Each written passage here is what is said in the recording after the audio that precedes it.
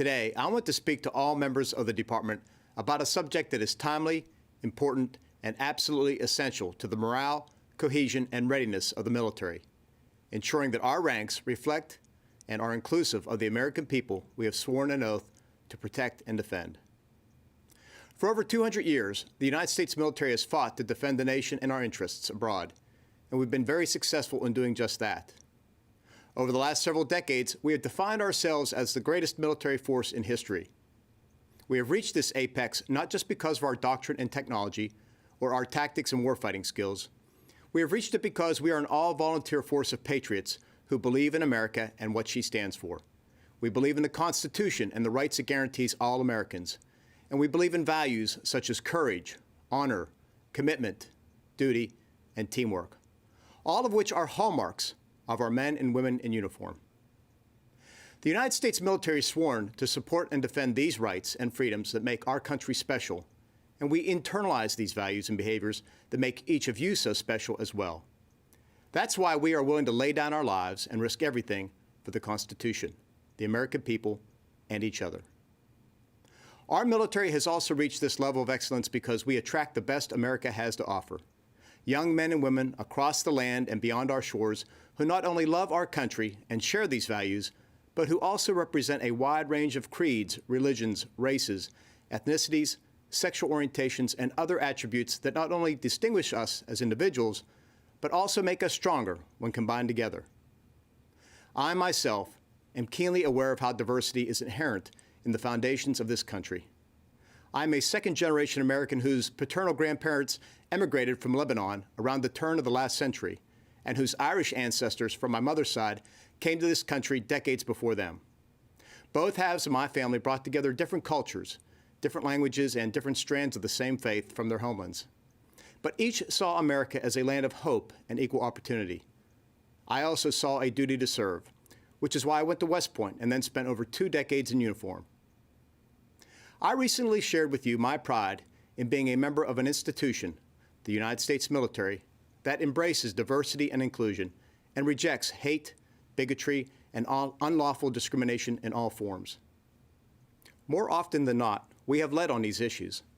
However, we are not immune to the forces of bias and prejudice, whether visible or invisible, conscious or unconscious. We know this bias burdens many of our service members and has direct and indirect impact on the experiences of our minority members, the cultural and ethnic diversity of the force, and representation in our officer ranks. These things have no place in our military. They have no place in our country. Leaders across the department and the services are determined to make a difference on this front, and we take this responsibility seriously. It is now time for us to lead once again, as we have done so many times in the past. It is time to lead not just because it's consistent with our values and our legacy, and it's the right thing to do, but also because this is how we become even greater than we are today. Removing bias and prejudice in all its forms and ensuring equal opportunity and respect for all will make us stronger, more capable, and more ready as a joint force. A diverse and inclusive DoD draws out and builds upon the best in each of us. It builds esprit de corps, forges teamwork, and brings out the best between us. In short, it brings out the best in America. Over the past week, I've had the opportunity to speak with the senior civilian and military leadership, both officer and enlisted, on the topic of racial diversity. We all agree that it's time to lead once again on this issue as America's most respected institution and as a globally recognized leader when it comes to building diverse, winning teams and creating opportunity for all.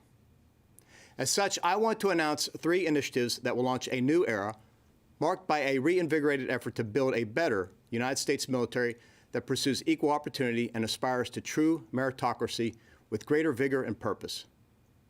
First, I'm standing up a new internal Defense Board on Diversity and Inclusion in the military, which will conduct a 6-month sprint to develop concrete, actionable recommendations to increase racial diversity and ensure equal opportunity across all ranks, and especially in the officer corps. The board members will have the carte blanche and resources to chart their own course. They will report to me and will be tasked to bring me their findings and recommendations in December.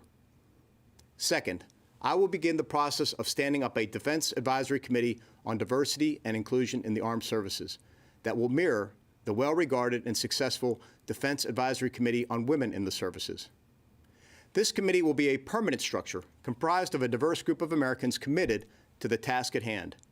They will report to me and will have the independence and resources necessary to get us where we need to be. My goal is to have this advisory committee formed and operating before the end of the year, and to build upon the work of the Defense Board I'm establishing today. The approved initiatives that come out of the board and later the advisory committee that replaces it will provide updates on action items along with associated metrics covered in the quarterly readiness briefings that are presented to me by the chain of command.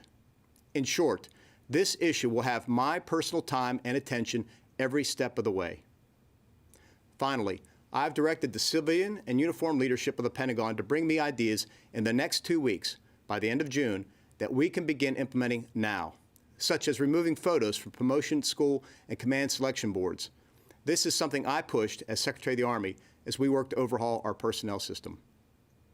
I'm convinced that there are a number of great ideas already out there right now, large and small, that can help us make important strides in ensuring the armed forces look more like the broader society we serve. Over the coming days and months, I will be out in the field to meet with our service members and hear their views and concerns about race in the military. I will have the chance to listen and learn from their personal experiences and gain a better sense of where to focus our efforts.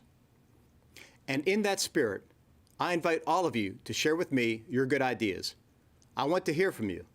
I don't want anyone to think you do not have a role or cannot play a part in this conversation, one that is so critical to our esprit, our camaraderie, and our readiness. These are not problems that can be identified and solved from the Pentagon alone. We need your help. My goal is to effect an enterprise-wide organizational and cultural shift.